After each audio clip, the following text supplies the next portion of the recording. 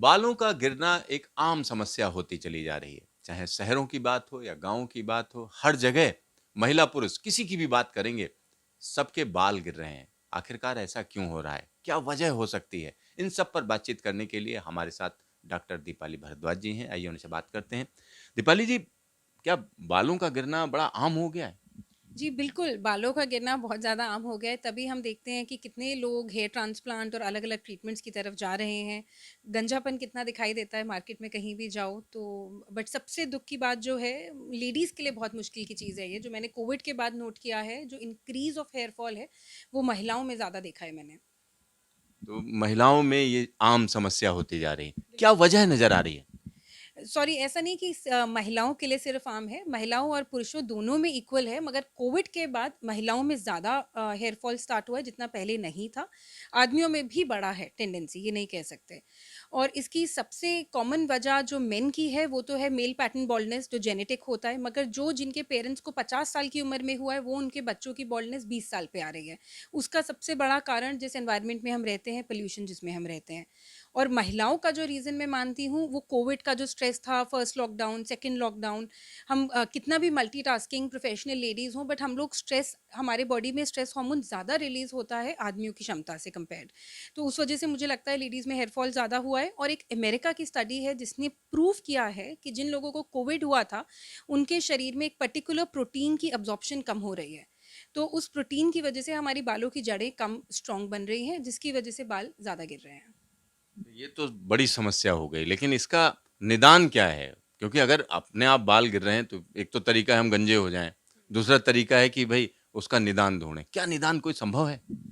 देखिए, सबसे ईज़ी निदान जो होता है, जो हम सबसे कॉमन सॉल्यूशन ले सकते हैं, वो है अपनी बालों का भी स्पेशल पोषक डाइट होती है, जो बालों के मतलब की है। जिसका मतलब हो गया विटामिन एच, मतलब हो गया बायोटिन, सोया, मशरूम, हरी सब्जियाँ, दालें, सी-फूड, चिकन, मटन नहीं, अंडे। अंडे बहुत ज़्यादा न्यूट्रिशनिस्ट होते हैं, रोज़ाना 2 boiled egg, 3 boiled egg according to height, weight, muscle mass इंसान को खाने चाहिए। ये बहुत ज़रूरी है।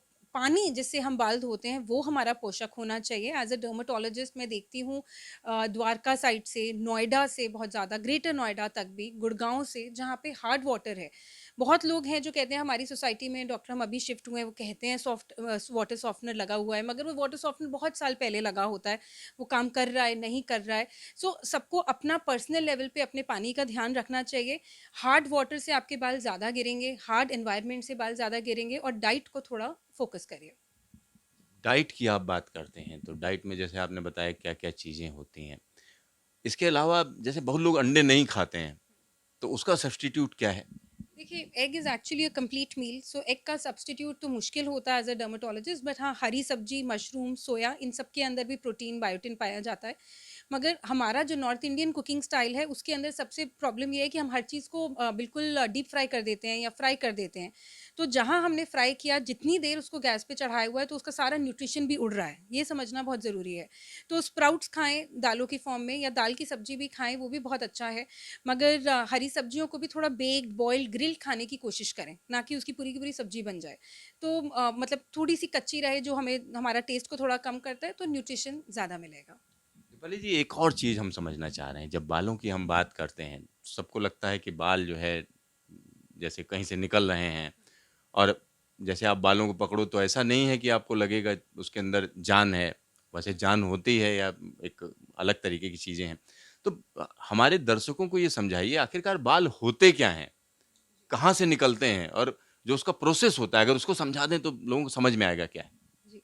देखिए, बालों का सबसे इंटरेस्टिंग कांसेप्ट है, उन सबके साथ एक स्टेम सेल लगा होता है। ये बालों की जो जड़ होती है, रूट फॉलिकल होता है, उसमें एक स्टेम सेल लगा होता है, अंदर से बाल निकलता है। इसके अंदर एक वो ग्लैंड होता है, वो वही ग्लैंड होता है, स्वेट ग्लैंड, सेबेशियस ग्लैंड जिसे कहते हैं, जिसकी इन्फेक्शन से हम पिंपल देखते हैं। तो उस स्वेट ग्लैंड भी चिपका होता है, स्टेम सेल भी होता है, और उसी में से बाल निकलता है। सबके लिमिटेड बाल हैं जब हम पैदा हुए हैं। अगर आपको कोई डॉक्टर कहता है इससे ज़्यादा मैं आपके बाल कर दूँगा या कुछ भी, तो वो सब क्वैकरी है, झूठ है। मगर आपके बहुत स्टेजेस होते हैं बालों के फॉलिकल के, कि अभी मेरा बाल ये जो निकल रहा है, ये तो एक्टिव बाल है। इसके साथ में कोई फॉलिकल हो सकता है जो सो रहा हो, जो 3-4 महीने बाद निकलेगा। ये कुदरती होता है। 4 फेजेज़ होते हैं रूट फॉलिकल के। मगर जो लेमैन जो आपको समझने की ज़रूरत है, वो ये है कि आपका किसी भी स्टेज में बाल हो, हल्के हाथ से हल्की जो है मसाज हम करते हैं, इससे ब्लड वेसल्स जाते हैं सर की तरफ और हेयर की जो रूट है, जो रूट फॉलिकल है, वो स्टिमुलेट होती है, एक्टिव बालों को बाहर निकालती है। ये आप इस तरह से हल्की मसाज कर लें, हफ्ते में 1 दिन, 2 दिन खुद, शैम्पू के टाइम पे खुद ज़्यादा इस तरह से मसाज करें। या आप अपनी डाइट और दूसरी चीज़ आप अपनी डाइट को अच्छा रखें, तीसरी चीज़ पानी अच्छा रखें जिससे आप नहाते हैं, बाल धोते हैं और चौथी चीज़ जो बहुत ज़्यादा ज़रूरी है केमिकल से बचें।